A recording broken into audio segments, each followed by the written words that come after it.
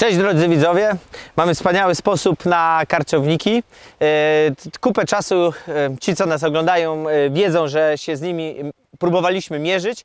Wiecie, bez chemii nie jest to takie proste, a chemii nie używamy, no bo chemia wchodzi w glebę, na glebie rośnie trawka, a trawkę jedzą nasze owieczki, które później myjemy. Ja nie wiem, co się przez taką chemię przedostaje do trawy, może nic, a może coś się przedostaje, więc nigdy nie chcieliśmy ryzykować. Staramy się szukać naturalnych i długodystansowych takich pomysłów, które zapewnią nam sukces, czyli brak karczowników i niszczenia naszych drzewek, a jednocześnie jakby w zgodzie z przyrodą, z cyklami natury zaprosiliśmy po prostu drapieżniki do naszego ogrodu. Nie pokazywaliśmy Wam i nie mówiliśmy właściwie co robimy, może ja tam w komentarzach mówiłem, że mamy sposób, ale tak naprawdę ten sposób był przez nas testowany, no bo nie wiedzieliśmy czy zadziała. Co chcieliśmy zrobić? No jak sprowadzić drapieżnika? No kot by był wspaniały, ale jak wiecie mamy większe drapieżniki, czyli nasze psy. Kot z psem, no z naszymi psami raczej to nie wyjdzie. Może kiedyś będziemy próbować, jak będą nowe małe szczeniaki, które zachowamy, jakoś je tam razem udobruchać i mieć małe kotki. W tym momencie jest to niemożliwe, a szkoda. Natomiast są inne drapieżniki, które nam pomagają.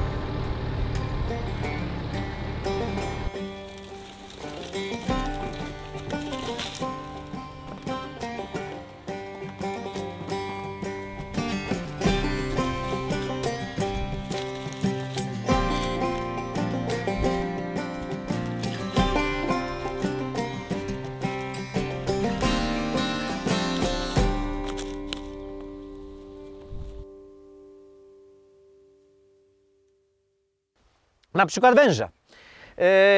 Ta kupa to jest kupa obornika i gałęzi, wymiksowana, wrzucona, wiecie, w jedno miejsce, tak żeby tam wąż gdzieś mógł sobie wpełznąć i złożyć jajeczka, bo na kupie kompostu, kompost cały czas, no jak to kompostuje, czyli wydziela ciepło i pomaga w inkubacji jajeczek. Chociaż, wiecie co, żebym ja nie skłamał, bo ja teraz nie wiem, czy zaskroniec w ogóle nie jest żyworodny. A, widzicie, nie sprawdziłem. Są węże żyworodne, czyli takie, co rodzą się z węża wężyki. Wężyki. No i są takie, co składają jajka. To tutaj proszę mnie nie trzymać za słowa, nie sprawdziłem, nie przygotowałem się, nieważne. Tak czy siak potrzebują ciepła, aby się rozwinąć. Młode też potrzebują ciepła, aby, wiecie, no zacząć się ruszać. Generalnie węże potrzebują ciepła do trawienia. Także to są wspaniałe, bezpieczne miejsca dla nich i pewnie dla wielu innych żyjątek. Takich kup gnoju i obornika, stert, mamy chyba 4 albo 5 na siedlisku. Będziemy sobie chodzić przez to siedlisko całe i Wam pokażę. Dlatego, że nie wiadomo, w którym miejscu one znajdą ten swój najlepszy moment, aby, no nie wiem, się zasiedlić. Postanowiliśmy zrobić ten film. Może będziemy szli, Klaudia, co? Ja będę mówił, bo i tak przecież będzie dobrze mnie słychać chyba. Postanowiliśmy Wam wyemitować ten film, dlatego, że tydzień temu, wyobraźcie sobie, siedziałem nad stawem medytując i myśląc sobie, jaki piękny jest dzień, a ja, że mam trochę czasu dla siebie, zobaczyłem 2 węże w stawie i to 2. Jeden oczywiście, no nie koło siebie, bo zacząłem chodzić i tam w trzcinę się przypatrywałem. Generalnie fajnie się obserwuje przyrodę, bo naprawdę można wiele ciekawych rzeczy zobaczyć, tylko trzeba sobie dać czas i się przypatrywać. I znaleźliśmy 2, czy tam ja znalazłem 2 tego typu, tej wielkości młode zaskrońce. Czyli już mamy tu matkę, czyli ona już się rozmnożyła i zaczynamy mieć właśnie te węże. Fajną taką sprawą jest to, że one, no właśnie, potrzebują takich kup obornika, bo one się tam najchętniej rozmnażają. Natomiast staw jest również bardzo wskazanym miejscem, w którym one lubią przebywać, lubią pływać w stawie. Nie bójmy się, mówię jeszcze raz, one uciekają od człowieka. No bo jednym z pokarmów jest karczownik, ale również lubią ślimaki, małe rybki zjadać. Także no wspaniali drapieżcy. Czym są większe, to wchodzą do nor, których tutaj mamy naprawdę jak na Marsie. No nie wiem, czy na Marsie są nory, ale tak sobie to wyobrażam. Po prostu dziur mamy w niektórych miejscach, że wygląda to źle i się zapada ziemia. I po prostu wyciągają te małe oseski, a może i dużego karczownika zjedzą. Następna wielka kupa, właściwie wielka sterta, Klaudia ładniej to mówi, wielka sterta obornika. Z gałęziami, tam również są kamienie. Dałeś, prawda, kamienie. Ale kamienie są z boku, tak, żeby się nagrzewały od słońca i wąż ewentualnie, wiecie, ma dłużej zachowane ciepło, jak już wieczorkiem robi się chłodniej, no to zanim kamień odda te ciepło, to on tam się chwilę może jeszcze pogrzać. I w sumie takich stert mamy ile? Takich stert mamy zrobionych 4 plus sterta ta największa obornikowa. W oborniku one zawsze są. Ja powiem inaczej, jak ja przerzucałem obornik, to nie widziałem, żeby były, ale u sąsiada jak przerzucaliśmy obornik i z tego, to był wąż. Ja nie wiem, czy Klaudia tego nie nakręciła, prawda? Tak, ja tam trochę piszczałam, bo ja jednak za wężami nie przepadam. Raz no Marcin w ogóle miał jako... już kamerę mi zabiera. Bo jakbyście widzieli, jak Klaudia się wygina z tą kamerą, to byście wiedzieli, czemu tego. Marcin miał taki epizod w swoim życiu, że miało 2 boa tęczowe.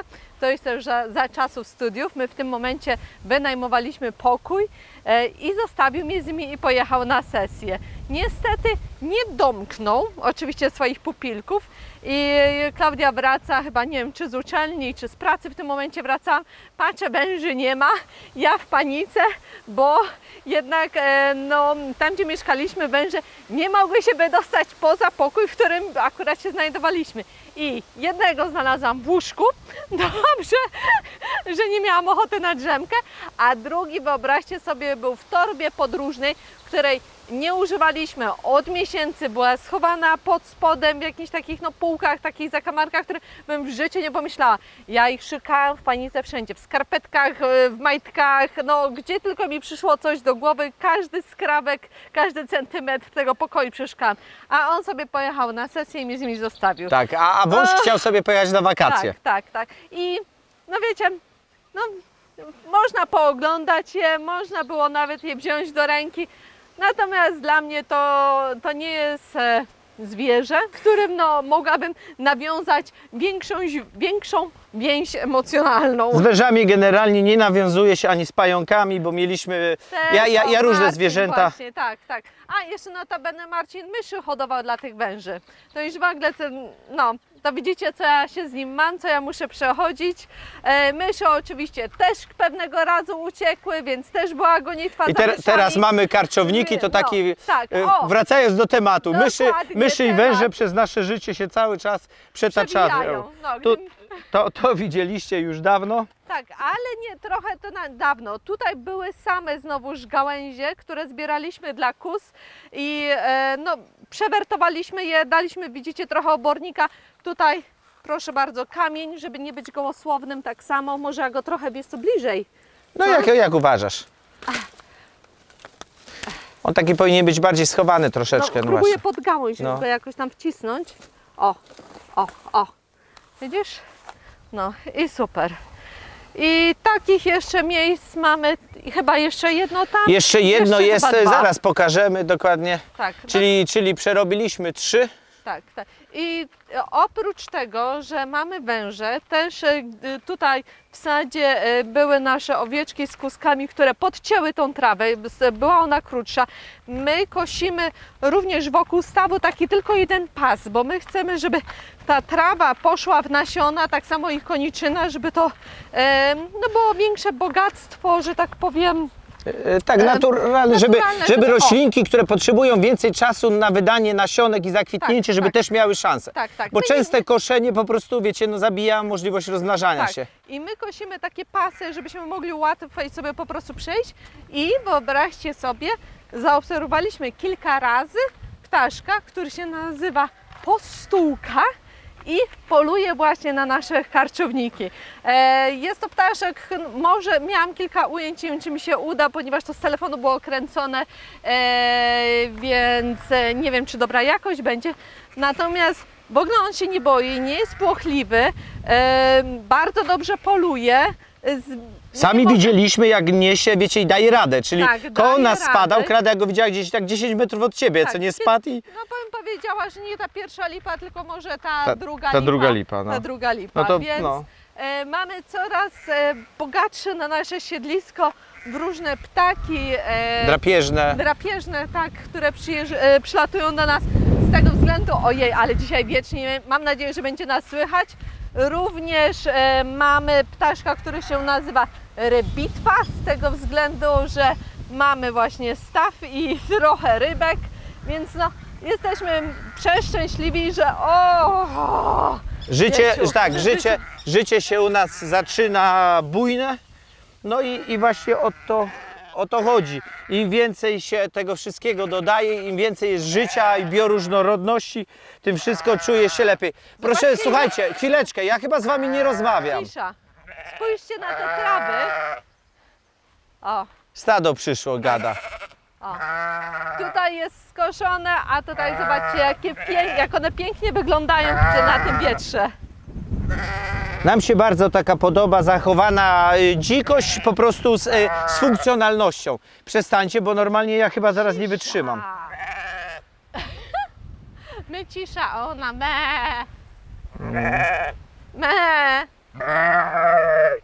Ja cię rozrzeszczały się gamonie. Patrz jak on skubie. Marta skubała naszą łysą tą.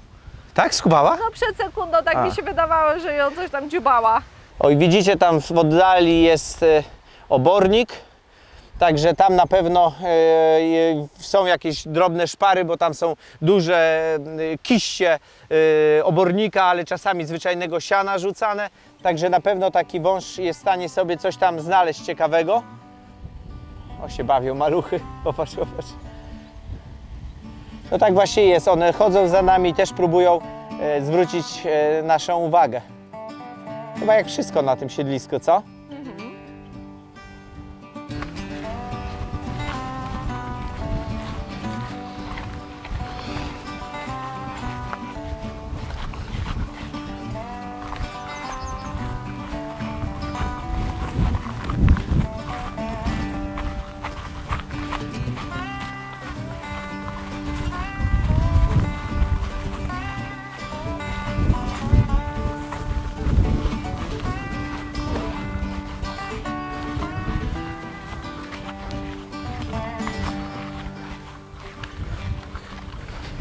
Także w zależności od wielkości siedliska takich miejsc na pewno chcecie mieć jak najwięcej, no bo nie wiecie tak naprawdę, z którego miejsca nadejdzie ta samiczka zapłodniona, która będzie chciała się u Was no jakby zagnieździć. Ale to działa, powiem Wam, to działa. No trzeba po prostu cierpliwości, bo inwestujecie pracę w coś, co tak naprawdę no nie wiecie. No próbujecie dzikie stworzenie do swojego ogrodu zaprosić. Ale jeśli wiecie, że macie stołówkę, no bo macie stołówkę, bo macie problem, który chcecie rozwiązać z myszami, no to one przyjdą, tylko trzeba im jeszcze, właściwie stołówka już jest, no to tylko trzeba im stworzyć miejsca takie, aby mogły tutaj żyć. To jest jeszcze nie taka niedokończona trochę ta sterta, bo musimy pociąć gałęzie i bardziej je ułożyć, żeby nie było to po prostu takie rozwalone tylko dla nas. Tylko dla nas, bo to wygląda jak wygląda. Także popatrzcie, mamy węże. Właśnie zrobiłem budkę dla sowy. Sowa będzie je łupała w nocy, przynajmniej taka jest teoria. Węże w dzień plus jak się nazywa ten ptaszek? Postułka. Postułka, plus postułka wspomaga węże. Może za jakieś 2-3 lata problem z karczownikami u nas będzie, wiecie, w szachu będą trzymane. Ja wiem, że one będą zawsze, ja nie mam problemu, żeby były, natomiast no nie w takiej ilości, jakie mieliśmy dotychczas. Dobrze, że nie mamy jakichś innych jeszcze problemów z myszami, czy tam szczurami. Oj, żeby tylko nie szczury. No ale z tym się staramy, no mam nadzieję, że tego nie będzie.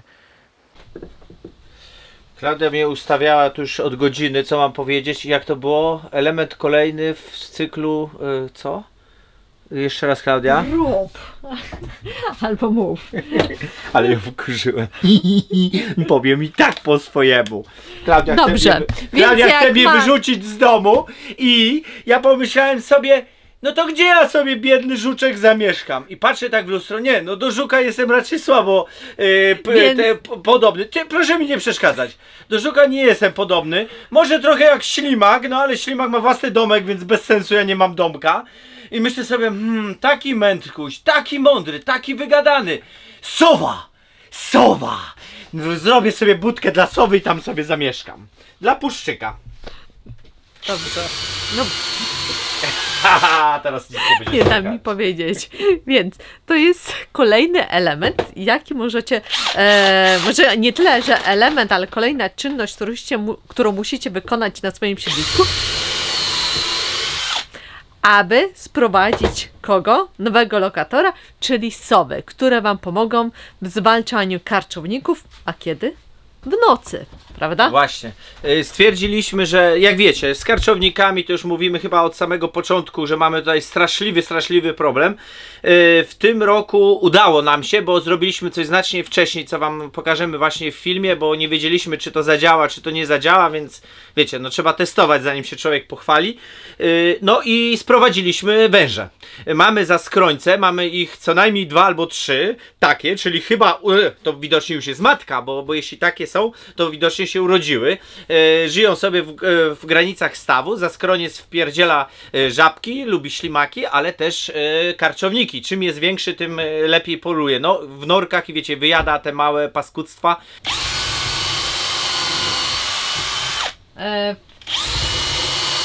Budka. Właśnie, może byś coś powiedział o niej, jakie wymiary? Budki lęgowe dla puszczyków, bo raczej one się tutaj powinny zagnieździć, przynajmniej na nie liczymy.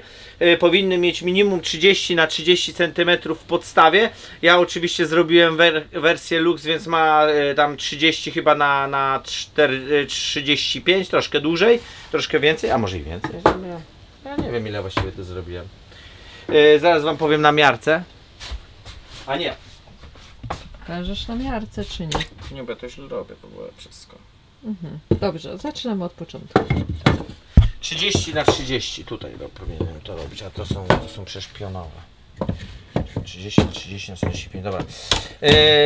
Dół powinien mieć 30 na 30 i 40, minimum 50-60 cm powinien mieć wysokości. To jest dosyć ciekawe. No to wysoki jest ptak i budka będzie fajnie zaizolowana. Troszeczkę trocin damy na górę. Otwory muszą być 12-15 cm średnicy i później jak już będę zawieszał na drzewie, to powiem wam jakie kierunki. No musi mieć spokój, żeby nie miał wiatru. Także i tak dalej. I zaraz będzie ta budka, zrobimy mu daszek szczelny i chłopak może się wprowadzi. Kurde, kto by nie chciał darmowej chałupy? Bez kredytu, bez zobowiązań, bez opłat.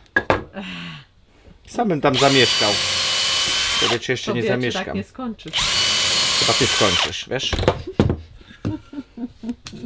Widzisz jak się cieszy z mojego nieszczęścia. Ojojoj. Wyrzuca mnie z domu i taką budkę mi funduje. Powiedziałem, Marcin, weź sobie tyle drewna, ile potrzebujesz. No to sobie wziąłem 30 na 40. Sobie nie, no chyba tam jakoś się wcisnę. Nie ględź. Dobra. Nie ma co gadać. Czas się wziąć do roboty. Dokładnie.